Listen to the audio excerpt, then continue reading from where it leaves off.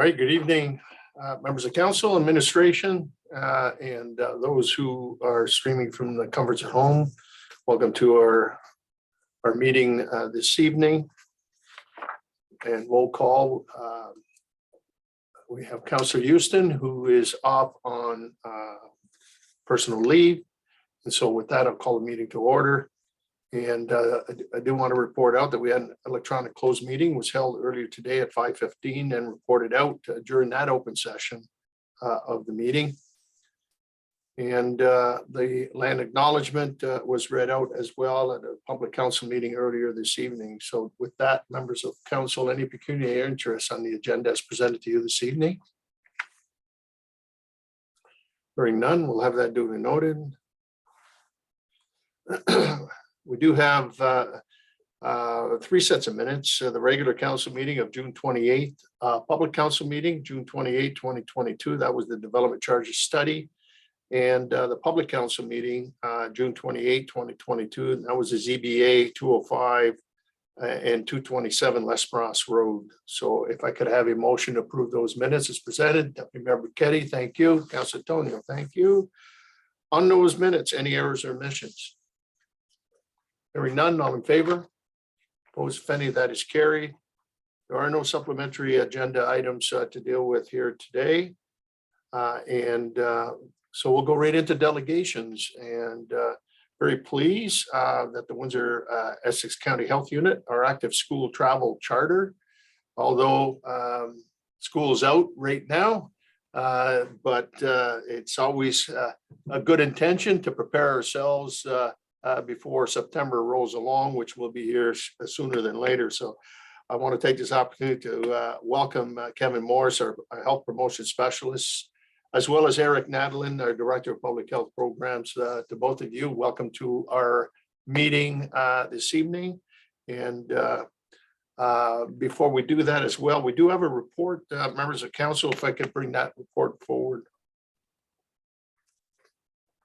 Moved by Councillor Altenhoff and Councillor Tonio that we bring the report forward.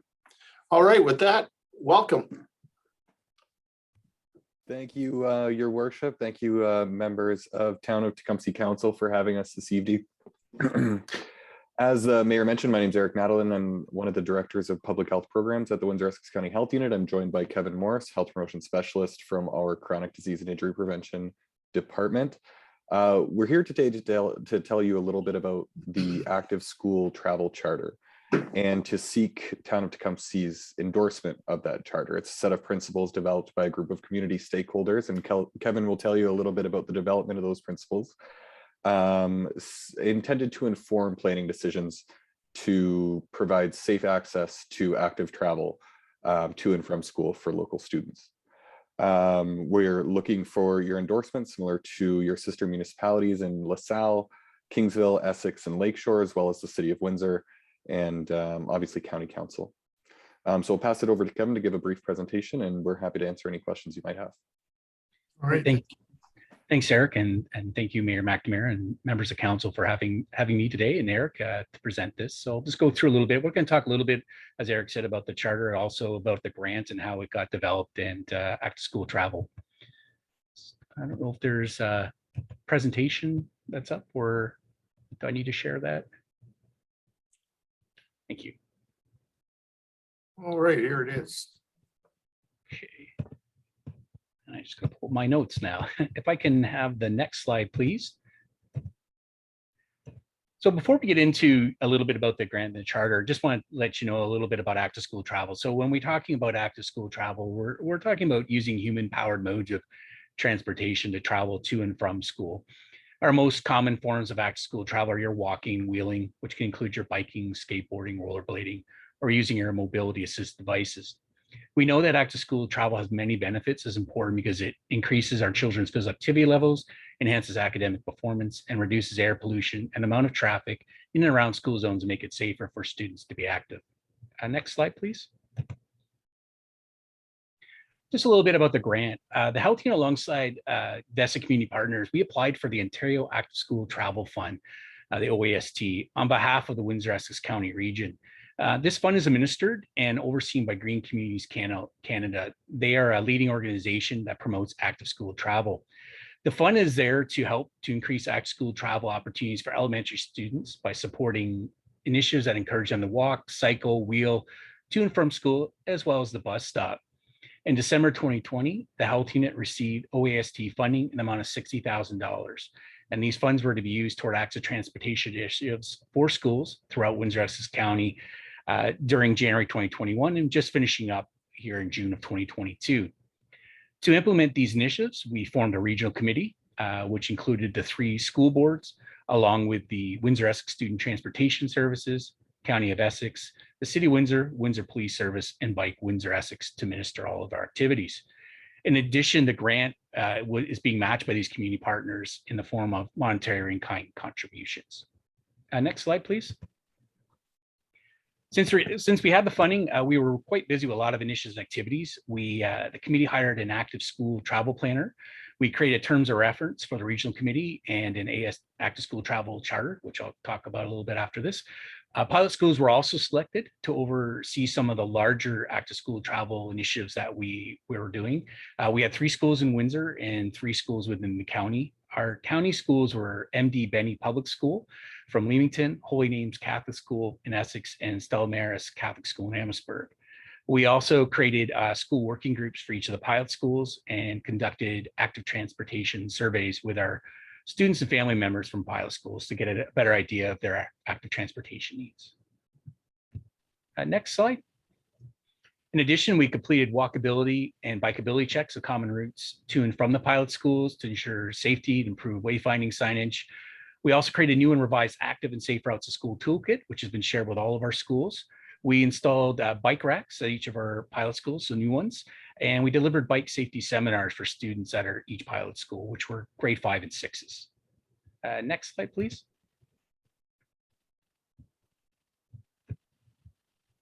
So what's next? We do have a few things that we are finishing up. We are going to be doing some crosswalk painting and wayfinding signage for our pilot schools. We're just in the process of that. We also will have some other initiatives such as walking school bus programs and resources for the fall. Our committee is going to continue on, even though the grants funding is over at this time. But we will be looking at promoting more active school travel initiatives to our schools in the fall and looking at how we can take some of the initiatives we did with our pilot schools to apply those to other schools throughout Windsor-Essex County. Next slide, please.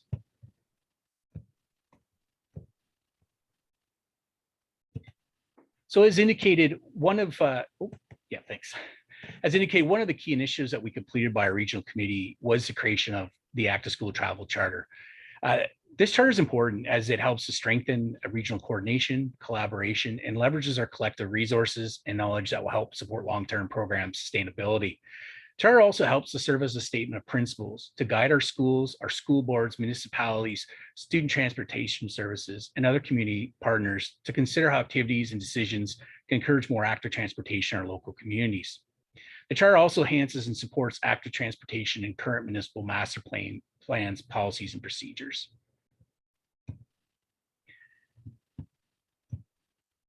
How can municipalities support the ES? So in addition to the endorsement that we received from the County of Essex in May, we're also encouraging, as we are here today, all local municipalities to endorse and adopt the Active School Travel Charter.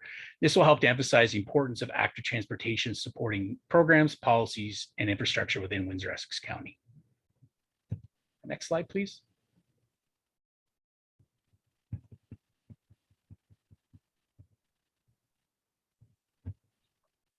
Benefits of endorsing the charter. So further, we know that by endorsing the charter will help to further demonstrate a commitment to active transportation in alignment with other municipal mandates, such as your CWATS charter master plan. And as well, it will help to secure future funding opportunities for Windsor-Essex County to expand and strengthen existing active school travel initiatives and help get new initiatives underway. And it would signify a cohesive long-term commitment to improve and enhance active school travel in the future for all children in Windsor-Essex. So in conclusion, we are asking the town of Tecumseh to endorse and adopt the Active School Travel Charter, which will help to provide guidance and direction for future active transportation initiatives in and around our schools. Thank you. All right, thank you very much, both Kevin and Eric on your presentation. Any questions or comments to our delegation? Deputy Mayor McKitty and Councillor Altenhoff. Thank you, Your Worship. Thank you, Eric and Kevin. Very good presentation. As a retired principal, I know how difficult it is to get these things implemented. Obviously, this right now is at the stage where we're trying to get I look at it as an endorsement where we're going to encourage municipalities to develop policies, school boards to work with principals in the school council communities to do safe school walk zones, because everyone's going to be at a different stage. So to say that, you know, they're all going to buy in, it's not going to happen. One of the things I would encourage is to I don't know if you had as a partner, but student transportation, which is the bus companies. They don't like when students are on the bus 2 days a week and 3 days not, they kick them off. So you got to get those guys on board in terms of saying, look, we're going to promote, they're going to walk when the weather's nice. And so they understand that whole mindset that we're trying to encourage this active student walk zone. So I think getting them on board with their policy, because they have policies that say if you're not on the bus regularly, you're going to be taken off.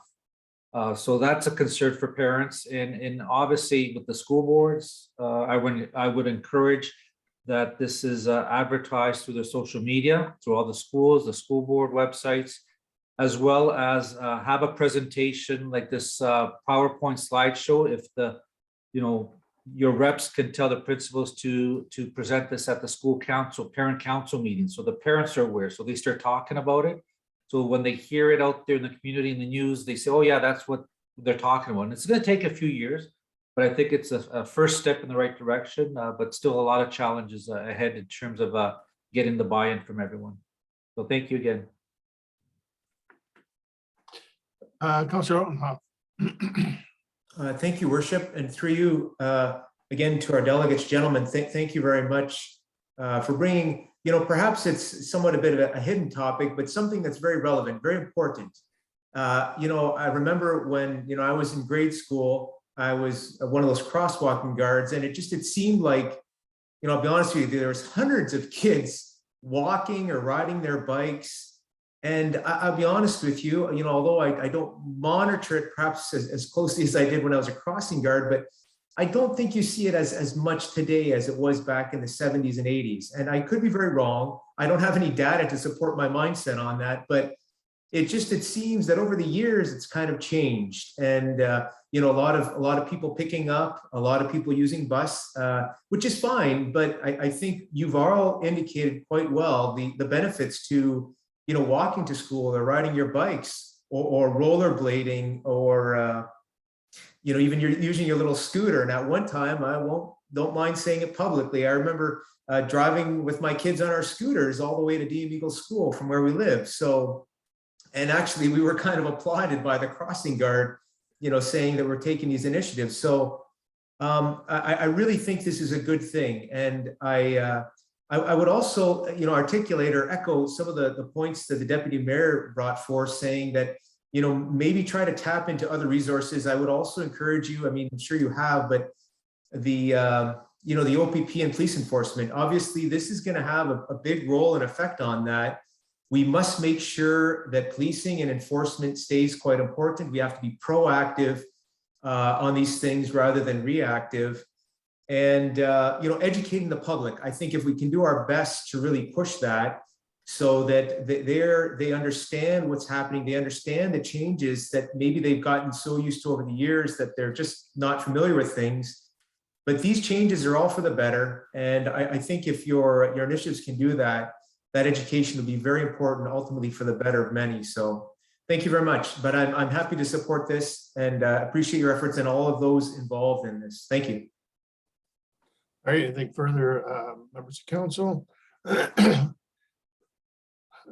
The only add or addition that I would put on or include is the fact to how we continue now to design our communities. In particular, you mentioned CWATs and active transportation. Trail system is very important. We have to put the infrastructure in place so that we give a sense of security to the parents that children have a safe passage, whether they're walking or scooter or their bike and so forth. So as we continue to develop our communities and we certainly need to add the infrastructure, to really add to the safety component. So municipalities do have a big responsibility as well. And I must say, when we were building suburbia back in the 80s and the 70s and building our homes and no sidewalks and so forth, looking back, hindsight's 2020, what a mistake that was, but that's certainly not on our official plan in our municipality anymore, and many others, right? So that is something I think we need, even ourselves here, to continue to build on infrastructure, to add to that.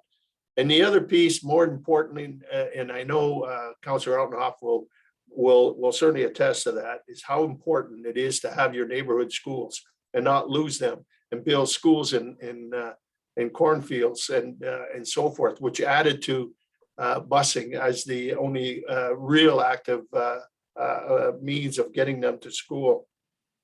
And so neighborhood schools are critical, they're important, and we're nice to see that the town of Tecumseh is going to have a brand new neighborhood school that is going to be built here and so forth, to encourage this type of active living and get them there and their bikes and so forth. So I think it's a great initiative. I'm glad you were able to secure the grants. Hopefully you'll get more, and I'm sure that with more money, there'd be more interest in many of the other communities and schools within the area. But we're certainly willing to do our part to endorse and support this program moving forward. Mr. Hillman, I see you're at the center of the Brady Bunch here, and so you can bring that report. It has been brought forward, but you can certainly. Thank you, Mr. Mayor, and thanks to Kevin and Eric very much. We have always enjoyed a really strong relationship with the health unit, and we've seen these types of initiatives in the past. So our report really just summarizes the current program. And I just wanted to highlight for council, I think from the comments I've heard, that there's a clear understanding of what the charter is all about. And from the perspective of us in administration and on behalf of council, we really do see an alignment here with a lot of the policy initiatives that the town has in place right now. And to the mayor's point, we are really very much a community that's invested in the notion of walkability and giving people choices of alternative modes of transportation. So this charter really fits into that quite effectively. And it does, align itself with official plan policies in the town's transportation master plan. And also with the initiative around climate change, which is how do we reduce our carbon footprint? So with all of that, we do really think there's value as it relates to the 13 schools that currently exist in the town. And wholeheartedly endorse this, and would really seek through our report that report DS 2022-25 be received in relation to the active school travel charter for Windsor Essex, and that the charter as supported and promoted by the Essex County Health Unit be endorsed. Happy to answer any questions, Mr. Mayor. Thank you, Mr. Hillman. Councillor Tonio, move the report. Thank you, Councillor Aldenhoff, support. And go ahead, Councillor Jobin.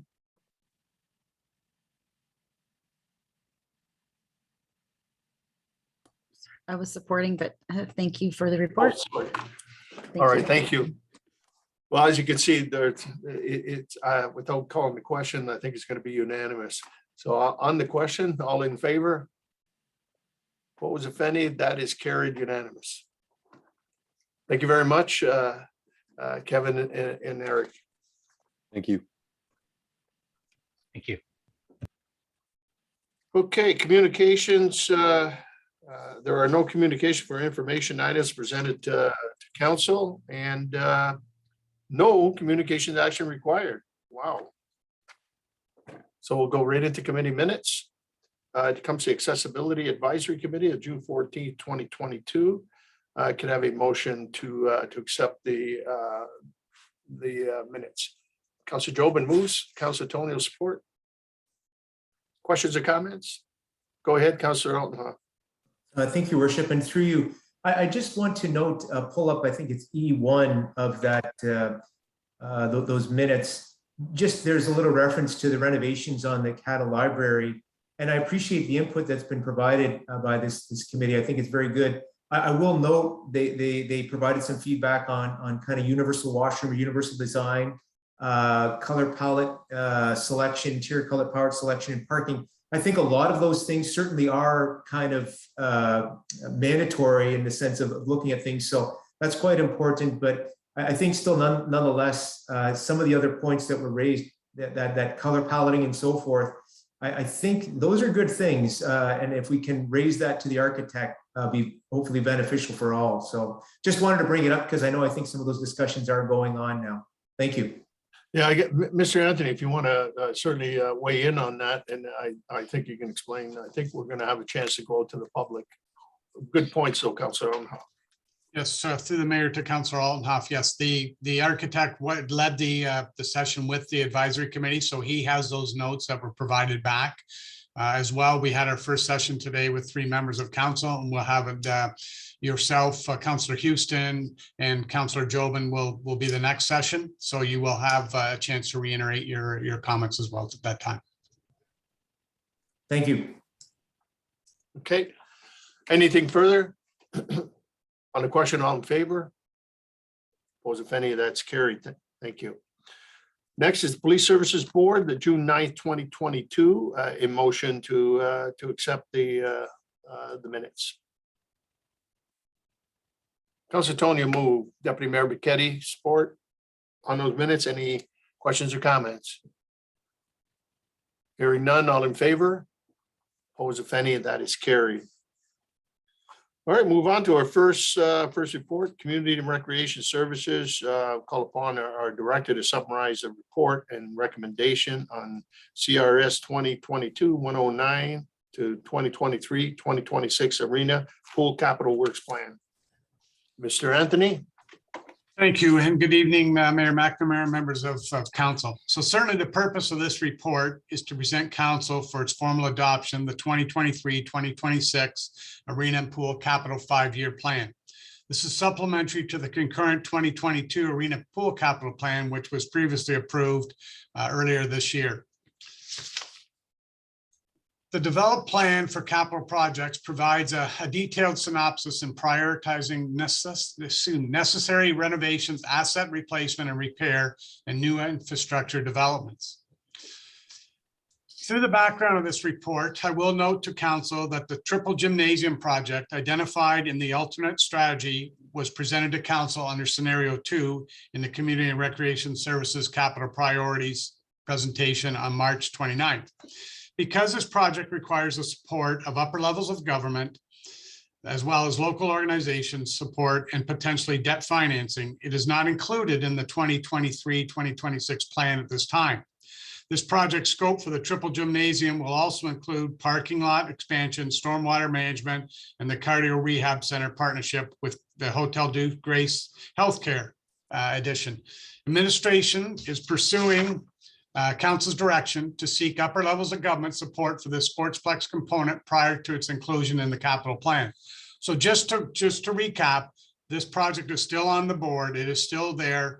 There's no timelines because we're waiting for upper levels of government. So we didn't slot it into a year in the event, but should we be successful, you can be assured a report will come back to council outlining the process, and we will be very quick to recommend that we move forward upon that completion of successful grant applications. The remainder of the capital project you'll see in the arena is really we're starting to get to the point in that facility's life that we're replacing some of the main components of the inner workings of the refrigeration. We just got finished this summer, doing the second of the chiller replacements. And then you'll see in 2023, we have arena roof replacement. So that's the flat roof on top of the arena that finishes that whole section. We have in 2024, the rehabilitation of the front entrance apron. And I will say to you that the front entrance apron and the rubber flooring in the hallways will certainly coincide with any renovation. So if we do get notification from upper levels of government, we're successful in the triple gymnasium request, we certainly would tie those renovations into that project. The rest of the components are pieces again, the rink A and B dehumidification replacement in 2026. The dressing room replacement, hallway rubber flooring, again highlighted in 2025. And then in 2026, it would be the rink A dasher board replacement and the replacer of compressor 2. If we flip to the pool in 2023, we're looking at the digital chemical control system. Again, these are components that were in the life cycle that are ending their life expectancy. In 2024, we are researching right now the possibility. We've had to repaint the concrete walls a number of times. So we're looking at putting in a vinyl liner into the pool. Dan right now is looking at some other communities that have done it with success so that we can move forward that in 2024. 2025 will be complete painting of the pool facility, which is the buildings, not the actual pool, but the outbuildings. And then the big thing in 2026 right now would be looking at the water slide restoration and possible replacement. So with that, the recommendation tonight is that the arena pool and capital projects as summarized in attachment 1 to report CRS 2022-10, 2023 to 2026 arena and pool capital works plan be adopted, and that the 2023-2026 arena and pool capital projects be funded through the arena and pool life cycle reserves and the infrastructure reserve. I'm open for any questions from the mayor or members of council on this report.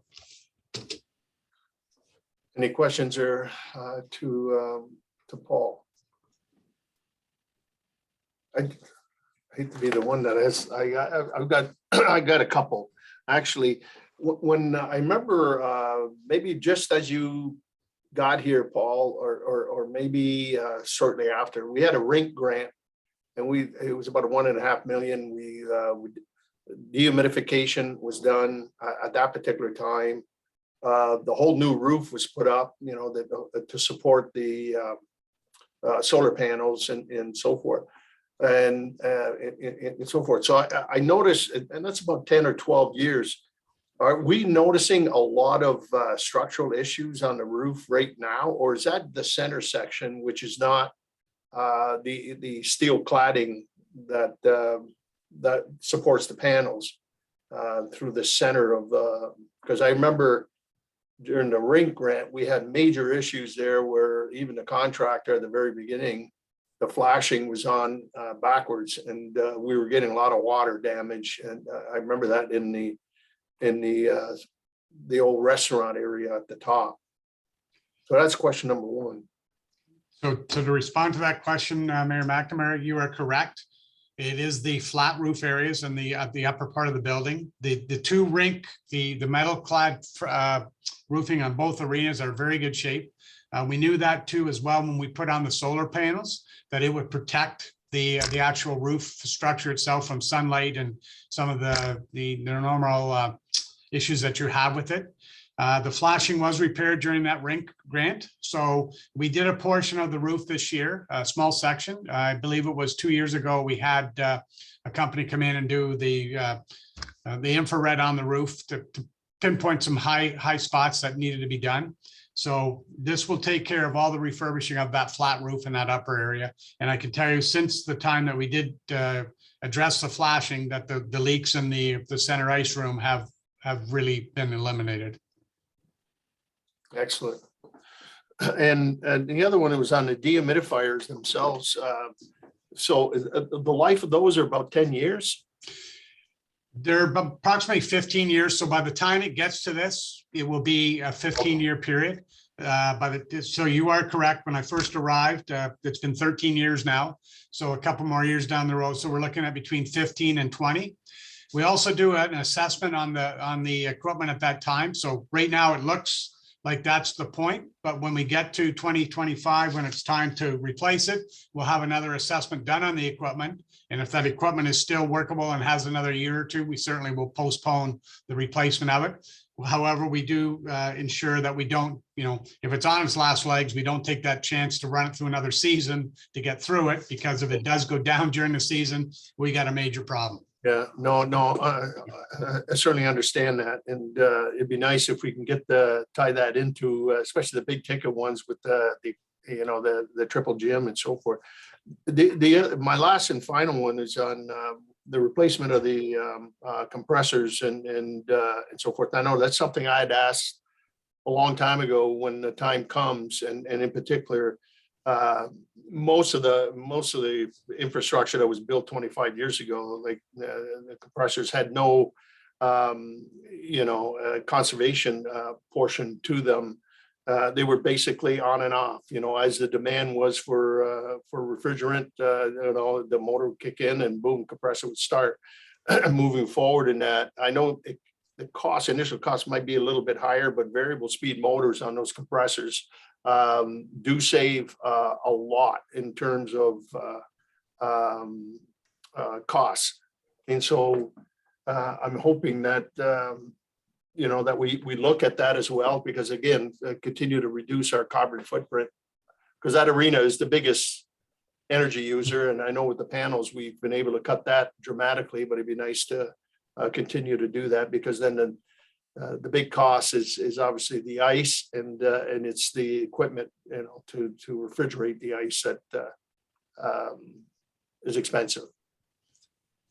So once again, just to address the compressors, we do have a very high maintenance plan. We do every other year, we do one of the lower ends of the compressors, and then every 5 years we do a complete overhaul of the compressors. So we have been able, through that maintenance program, expand the life expectancy of the compressors. The previous replacement of the chiller and this year's replacement of the chiller, it's new, a plate and frame chiller, and they are very much more energy efficient. They cool the ammonia quite quicker, so that does make it more efficient as well. And we have gone to the soft start motors, and again, the variable speed, and continue right now. The manager of facilities is doing an overall asset management review of all of our equipment. And as we do go to replace that, you'll see upcoming in the energy management presentation, that's foremost in our replacement of any piece of equipment, is to make sure that's as best as energy efficient as possible and to lower our carbon footprint, while continuing to keep quality ice, so our users can say the ice in our facility is still quality #1. Yeah, my understanding, it is #1. There isn't a rink around it that has better ice than Tecumseh, so that's good news. So thank you for that. That's it for me.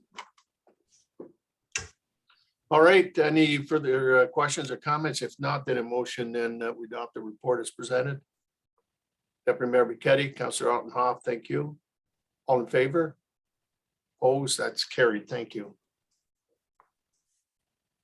All right, development services, we've done that. So then we'll move right on to 2B. Is a 2022 zoning bylaw amendment for agricultural zone ARU standalone. That's at 6715 Malden Road, scheduling for a public meeting. So call upon our director. Yep, there he is, Mr. Hillman. Thank you, Mr. Mayor and Council. Yes, the report is summarizing an application that the town has received to seek an amendment to support and allow a additional residential unit, ARU, at 6715 Malden Road. If we go to attachment 1, just very briefly to illustrate the location, the proposal is that an ARU of approximately 104 square meters would be allowed. And you'll see it's just down to attachment 1 if we could. And a little bit further, there's a map, air photo.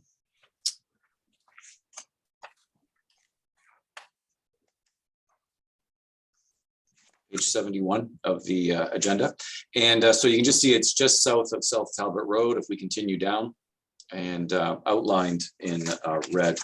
And we have had a number of these come forward previously.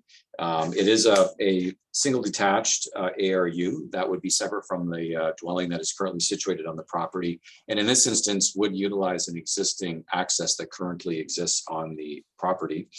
Septics would serve the site, one septic for this and another for the existing home, and all other utilities based on our review are adequate to support this building.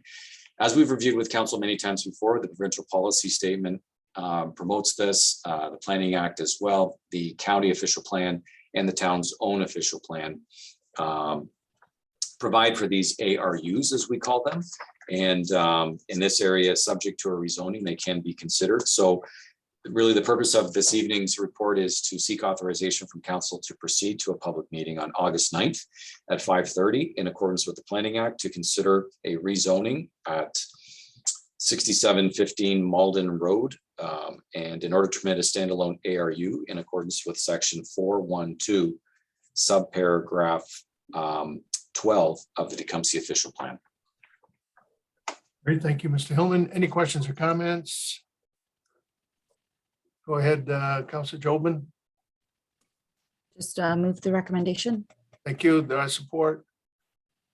Councilor Antonio. Just a question from me before I call the question, Mr. Hillman.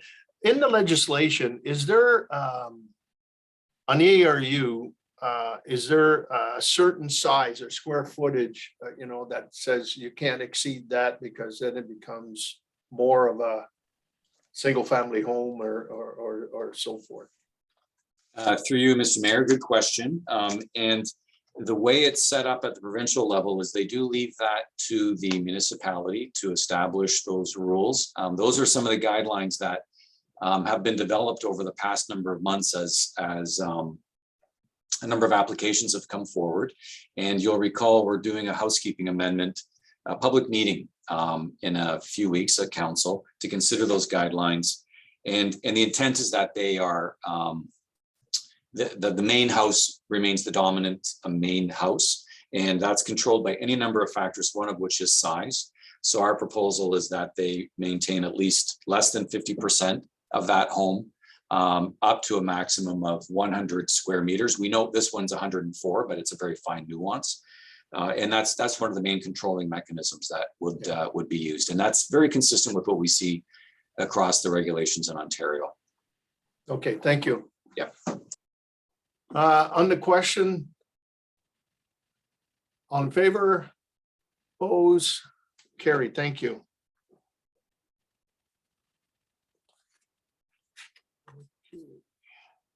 Item number C. Again, Development Services 2022-31 zoning bylaw amendment, condition of consent. I believe it should be consent. Application B 0922 at 4155 Manning Road, scheduling of a public meeting. So again, Mr. Hillman. Thank you, Mr. Mayor. Very briefly, if we just turn to page 85 on the agenda, just to get a handle on the location of the property. And this is a condition of a consent, whereas surplus home was severed from the farm property, 4155 Manning Road. And we'll just see that on attachment 2 once it's up here. And there we go. And pardon me, the surplus dwelling that was granted by the committee was slightly larger than that allowed by the zoning bylaw, just by virtue of the circumstances on the property, vegetation, and so on. So the application is proposing that the property outlined in red, which is a surplus dwelling, that would be a severed lot, that be allowed to have a slightly larger maximum lot size, I should say, 0.53 hectares, where the bylaw establishes 0.5. And the other part of it is that the balance of the land to be retained, shown on the screen, is 32.65 hectares, that it would be placed in a zone in accordance with the provincial policy and other policy documents to restrict the construction and prohibit the construction of a home on that property. So as we've reviewed with council in the past, with respect to provincial policy, the county official plan, and the town's official plan, this application is consistent and in conformity with those policy documents. and is the basis upon which surplus dwellings are granted with this condition attached. So the purpose really of this report, Mr. Mayor and Council, is to seek authorization to proceed to a public meeting under the Planning Act for Tuesday, August 9th at 4:30 to consider the slightly oversized, I should say, severed lot, and to consider a zone provision prohibiting a dwelling on the proposed retained farm lot. And I'd be happy to answer any questions, Mr. Mayor. All right, thank you, Mr. Hillman. Any questions or comments?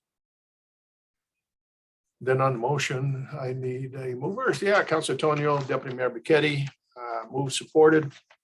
And no further questions or comments. All in favor? Opposed, that is carried. Thank you. All right, we'll move on to 3A, financial services, a business plan and budget timetable. Wow, that time of year already? Wow. Good evening, Your Worship and members of council. Tonight, on behalf of my director, I am presenting our proposed 2023 budget timetable for council's consideration. So with fall just being around the corner, we in finance do turn our minds to the upcoming budget.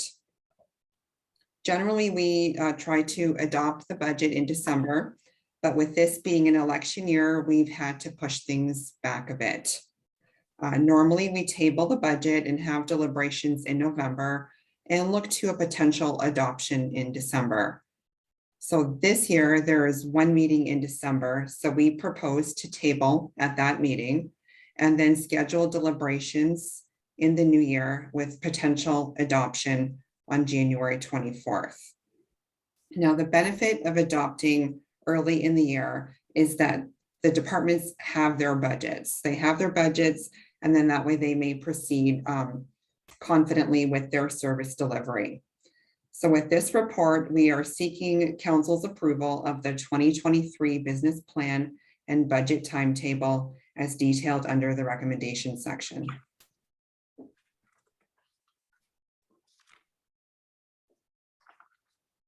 Okay. Council's pleasure. Move the recommendation, Deputy Mayor Buchetti, Councilor Tonio. All in favor? Oh, question? Yeah, go ahead, Councilor Aldenhoff. Thank you, Worship, and through you, I appreciate the time that's brought forth. So I first off want to thank administration. I'm just with regards to public engagement. I'm sorry, you're basically saying about 2 weeks here, and on a $20+ million budget. I'm just, can we broaden that up a little bit to provide them about a month? I think we all know that quite frequently, this will be a surprise to them that they're actually allowed to provide public engagement. And I hate to say it, September 30th is going to be here before we can say it's here. I want to make sure that we can kind of try to open that window as wide as possible to allow them for input. Even if they don't provide input, so be it. But I think it's important as a council and kind of a municipality that we allow the greatest possible opportunity to our residents to provide that, rather than just, a little bit over a 2-week period. I would appreciate, council's kind of thoughts on this. Certainly, I would appreciate opening it up just a bit more if we possibly could. I certainly don't want to have a negative impact on potential quotes or tenders that could come up, an excessive amount. But looking that we're not going to be tabling this till December, I'm hoping that an additional few weeks wouldn't be too dramatic to the system. What's council's pleasure? I'm certainly for it. No. I mean, would there be, I asked it through you perhaps to Ms. Weiss-Kruna, I mean, is there an incredible impact if this extends out to October 12th to allow them a month for input, the residents? No, that's not a problem at all. We actually did take that into consideration because last year we were requested to go from 2 weeks to 3 weeks. Yeah. So the 21st day actually fell on the weekend. So this, this time frame was just the Friday before. But it's not a problem to extend it out to a month. We do need some time. You know, we would like to close the survey in time to allow council and administration, you know, time to review the survey results as well. So it's just something to keep in mind. So Just as a follow-up, your worship, Yep. to Ms. Vice Cruna, so you feel that October 12th should be acceptable then? October 12th should be fine, yes. so then move it, Councillor Alton. Please, if you. Okay, thank you. Thank you. Yeah, move and supported by Councillor Tonio. Thank you. On the motion? As amended, all in favor? Opposed, that's carried. Thank you. And so that's on the public engagement piece. And then the full motion that the proposed 2023 business plan budget timetable be as follows. So we've amended the first portion. We need another, I think, yeah, to table the proposed business plan by December 13th. Council deliberations on January 23rd and council consideration adoption January 24, 2023. So if I got a motion on those three, that solidifies those dates. Deputy Mayor Buchetti and Councillor Altenhoff. On the motion, all in favor? Opposed, if any, that is carried. Thank you. 4A Public Works Engineering Services, the appointment of an engineer, South Talbot Holden Outlet Drain. So I'll call upon the manager, Mr. McArdle. Yes. Good evening, Mayor and members of council. The report before you tonight is for council's consideration to appoint a drainage engineer to examine the branch of the South Talbot and Holden Drain. This drain is located on the east side of Holden Road, commencing at South Talbot Road and heading southerly. A request for a new driveway culvert to provide access for a land severance at 6780 Holden Road was received, and as such, it initiates the process for the town to update the current bylaw. This drain was last examined in 2015, and we are requesting that council appoint Dillon Consulting tonight as they provided the 2015 drainage report.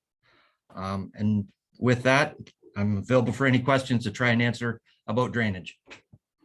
All right, thank you, Mr. McArdle.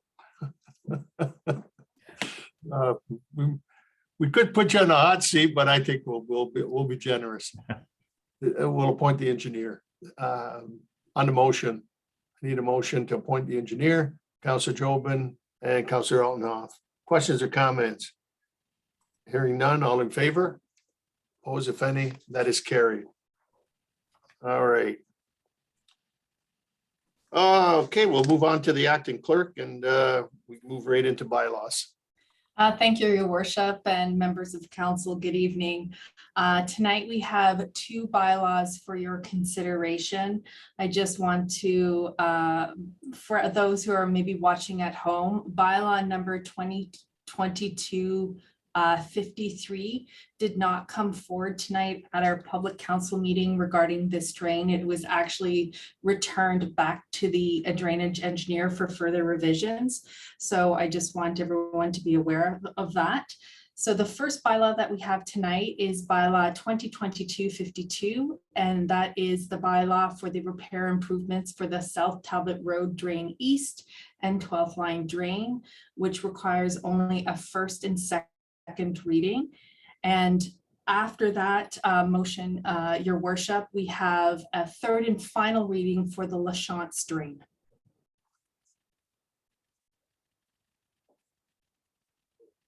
Okay. So we've already received the first, second reading on LaChance Drain Bridge. Yes, we have. Okay. All right. So two readings. Council, thank you, Councillor Altenhoff, and supported by Councillor Jobin. All in favor? Opposed, if any, that is carried. And third and final readings is now called upon for the LaChance Drain. That's 2022-059. Councillor Tonio and Councillor Altenhoff. All in favor? Opposed, if any, that is carried. Thank you. Okay, any unfinished business?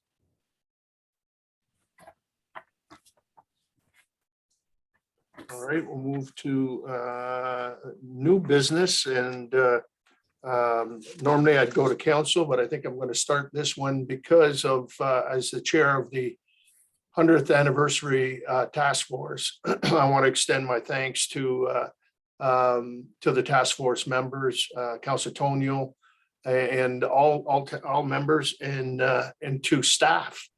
I'll tell you, I've received incredible accolades on behalf of the town for one heck of a weekend.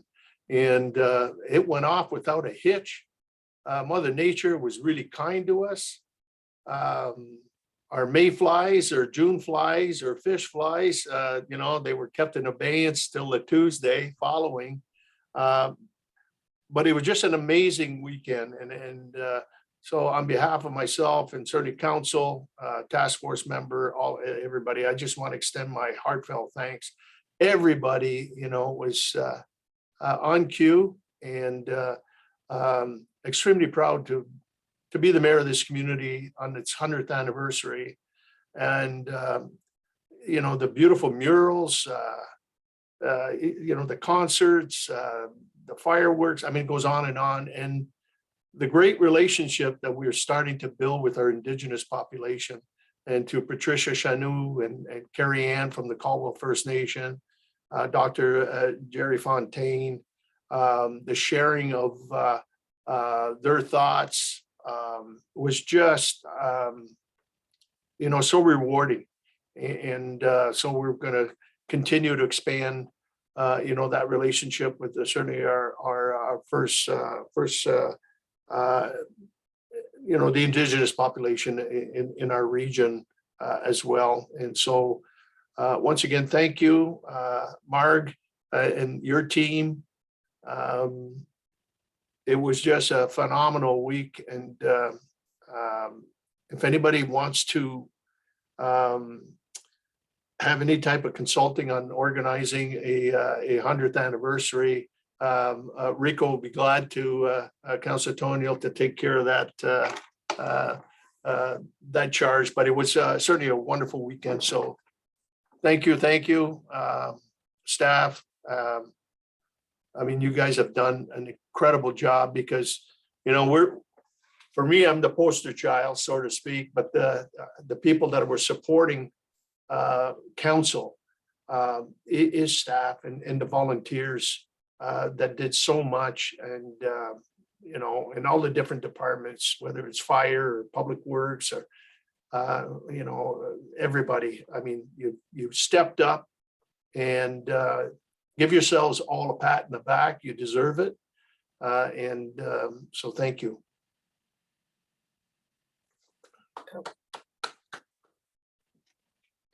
Any further new business? Councilor Ottenhoff. Thank you, Worship. And to start, I certainly do want to echo your words.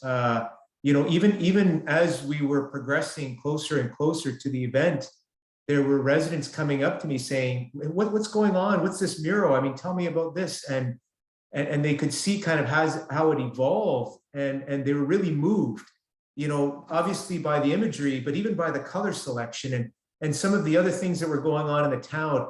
It really helped to, in some cases, I will say it refreshed or woke up the town. And it was just something really amazing to see kind of the energy on people's face.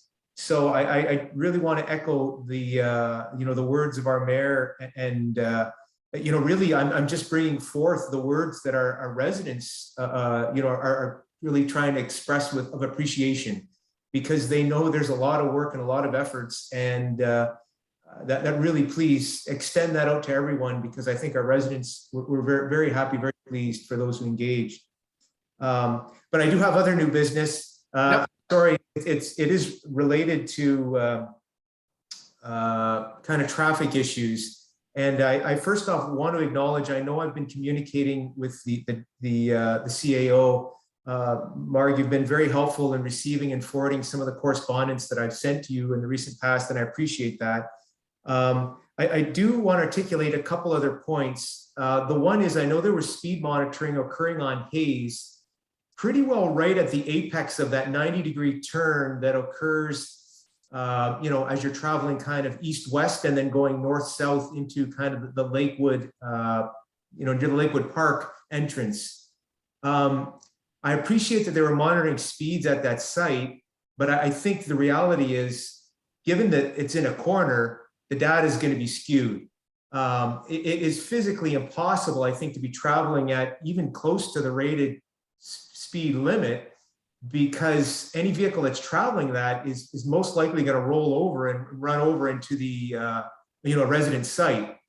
I would suggest, even though I know it's monitoring speeds, but I physically witnessed a vehicle where they were trying to complete that turn being monitored, and your speed was like 34 or 30 kilometers per hour, well below the limit.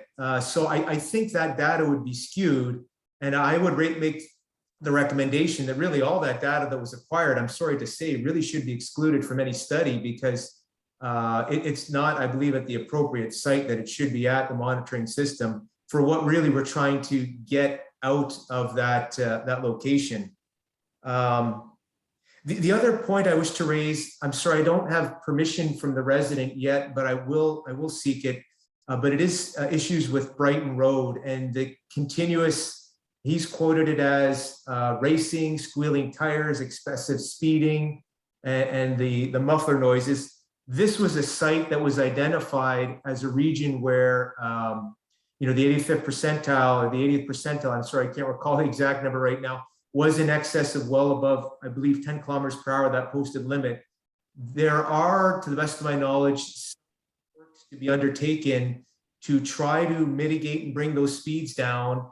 I know, to the best of my knowledge, in my discussions with Mr. Bartnick, they are forthcoming, but that report's been there for some time. And I really think, the residents at that site, they're still seeing these concerns. Things are not changing.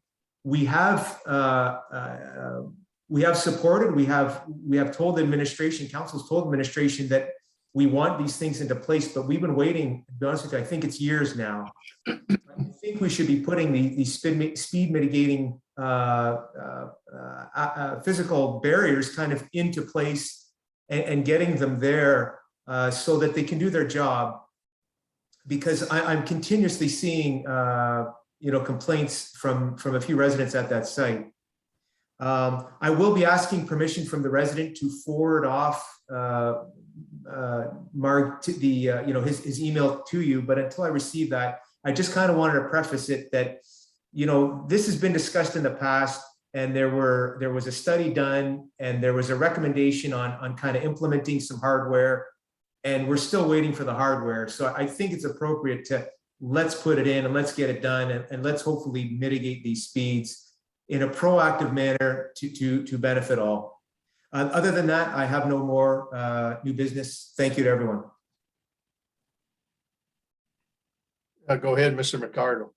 I can answer a couple of those questions or provide some comments to it. With respect to the speed monitoring at Hayes, that placement is the first of 3 placements that we're going to do on Hayes, because part of it was we received the complaint that they're speeding on Hayes approaching the new subdivision. Yes, the speed monitor's in the corner, but it's picking up the speed where the complaints were as they were approaching the the 90-degree bend and as they leave the 90-degree bend. So our first prong was we put it at the corner. We put up the speed trailer when it was available.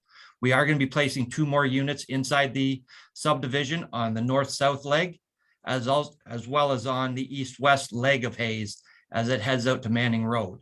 We're going to try and capture all the data through the subdivision where the complaints are actually coming from.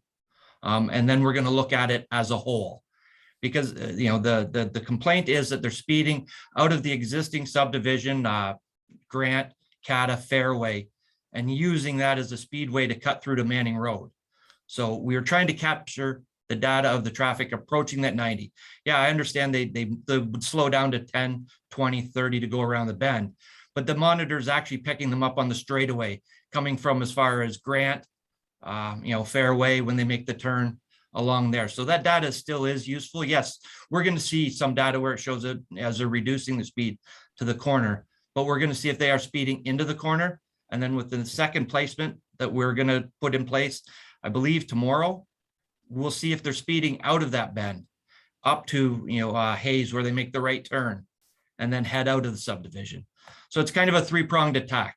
We're going to put the monitors in there and look for it, because we've received complaints from multiple different spots in that subdivision for cut through traffic. So that's the genesis behind the placement of the first trailer.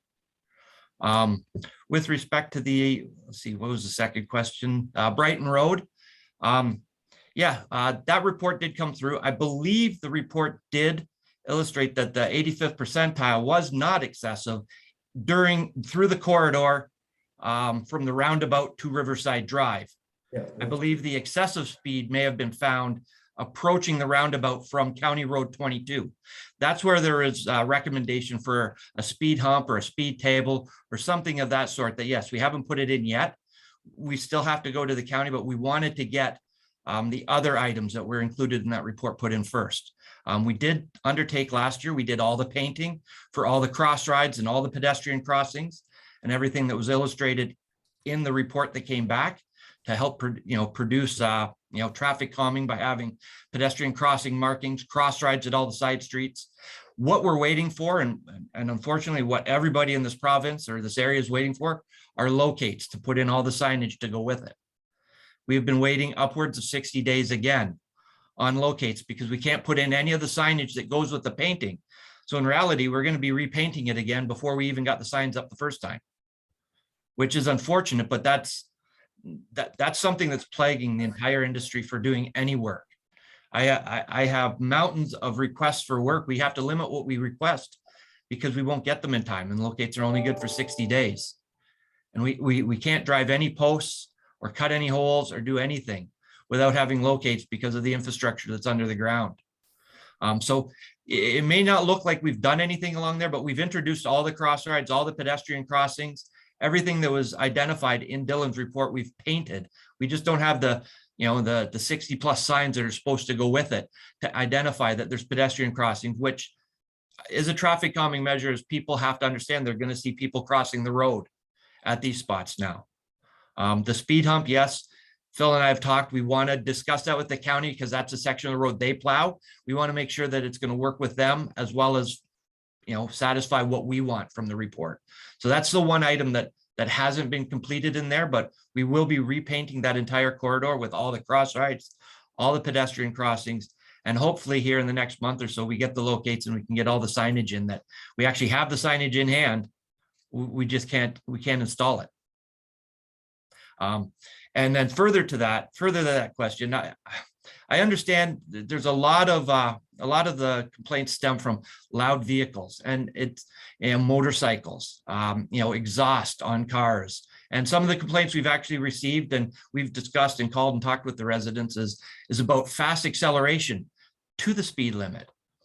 And unfortunately, that's something it's out of the hands of the municipality to try and control. The police have to be the ones that can, take that under reins. Same with the noise. I know there's some pilot programs. I believe the city of Windsor started one just this year, I believe, out in Amherstburg. And I believe there'd be some results coming from that. I'm not sure if they're out there yet, but they were looking at targeting excessive noise, aftermarket mufflers, things like that. But in our discussions with the residents regarding cars that accelerate after the stop and they accelerate and it's loud, but they don't speed, it's hard to find something to enforce unless you're the police and you want to dig out the unsafe driving or, that little gray area in the Highway Traffic Act that they can use for anything. But that is the corridor. I do understand that it echoes, it is loud. But we are working on the recommendations from the Dillon report. Hopefully we have, the majority of them in this summer, with the speed table to come shortly. Councillor Hop. Yeah, thank you very much. And to follow up, and I do not want to sound like I'm not appreciative by any means. I do recognize, that there's a lot of things that got to kind of happen before we put up a sign. I know it's not a trivial thing, but I think our residents they're frustrated, and I think we hear this from many of the councilors, not just me. I know we all kind of put into this. I'm happy to hear perhaps there is some monitoring that's occurring before the actually speed display that's occurring on those units. Now, I was not aware of that. I was always under the assumption that the speed being displayed is actually the value that's being recorded. But that may be contrary. So I appreciate that. But I really think, and I know we've had some discussions on this, but I really believe, and I just, you know, I think there has to be a reform to this. And we see it across all municipalities. We've heard this, but it's so important that, you know, especially with traffic and safety. I mean, we all know it. We all want the safety of our municipality to be the highest it possibly can. And I don't know what the small little catalyst is to get this going, but I would be happy if we could be a part of this so that we can, you know, think out of the box or think of novel and neat ways that we can work together as a municipality and our residents so that we can do our best to get these speeds down. I know in my discussions, I think with Deputy Mayor McKetty, he's visited a number of towns and he's really impressed how they can kind of monitor or how they will control these speeds. So please, we all know it. We've all seen the signs that speed kills. We know that. So enforcement, I will always keep pushing for that. And please, if that could be brought forth to the Police Services Board, that's really critical. But I do appreciate it. And I want to be appreciative to everyone that we're doing these things. Please, let's do our best to move forward. And thank you. Okay. Okay, Mr. Ricardo. Just as a follow-up, I do want to say, we do present all of our findings from the studies, whether it indicates speeding or not. We do report them to the OPP just for their information. We're in direct contact with Jamie Smith every time we do one of these studies, just to keep them in the loop so that we're all working as a one unit here. I must say in the last little while, with the new leadership at the OPP, I've noticed more OPP vehicles now on areas where they were not existent before, like Tecumseh Road and some of those other stretches where they're actually pulling people over and ticketing them. And just the other day, and it was the first time I think in about 3 or 4 years, where I actually saw them on County Road 22 in the stretch between Banwell and L'Esperance Road. And they were doing a pretty good business. And so under different leadership, and I think, you know, by continuing to press upon the OPP that speed monitoring is important. And that's been kind of our number one issue in the municipality for the last few years and so forth. So I think, you know, the municipality can do as much as they can, but enforcement, I think, is a big piece. And I think we're starting to see certainly some involvement. The others, to get the message, most of those folks in those neighborhoods live in those neighborhoods. They're the ones that are speeding.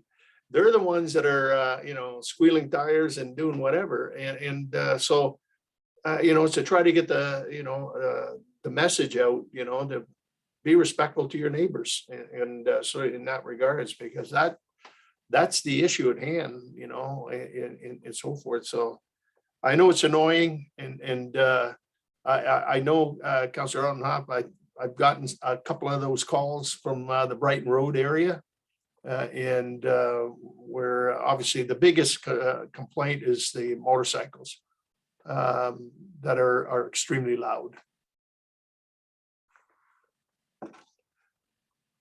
Okay, yep. Margaret, please. Thank you. Thank you, Mr. Mayor. And certainly, Councillor Altenhoff, just to echo the mayor's comments, the matter has been discussed at length at the Police Service Board. We'll certainly happy to revisit when we have our next meeting in September. And to the mayor's point, with the new detachment commander, I can certainly vouch for Staff Sergeant Smith and his efforts to respond at every opportunity to matters that we raise and working very well, as Kirby pointed out, with Public Works and Engineering Services to coordinate, the data transfer and sharing of information for enforcement purposes. So, but happy to raise it again with the board in September. And just if I may, Mr. Mayor, thank you very much for your kind words to staff. We did knock it out of the park this past weekend. I'm very proud of the staff for all of their efforts. Everyone shone. All of the activities were success. So hats off to the staff. As they said, it was on time and on budget. Well, yeah. No, it was excellent. No, we can't say enough. It's just a wonderful celebration that I think people will talk about for many years. Okay, no further new business. Then a confirmatory bylaw is now in order to confirm the proceedings of our meeting this evening. Deputy Mayor Becchetti moves and Councillor Altenhoff supports. All in favor? Opposed, if any, that is carried. Any notices of motion? Hearing none. Our next meeting will be Tuesday, July 26, 2022, 6 p.m. start, special council meeting to discuss the council vacancy appointment, and then at 7 p.m. a regular council meeting. So with that, adjournment is now in order. Councillor Antonio and Councillor Altenhoff. All in favor? Opposed, if any, that is carried. Thank you very much, members of council, and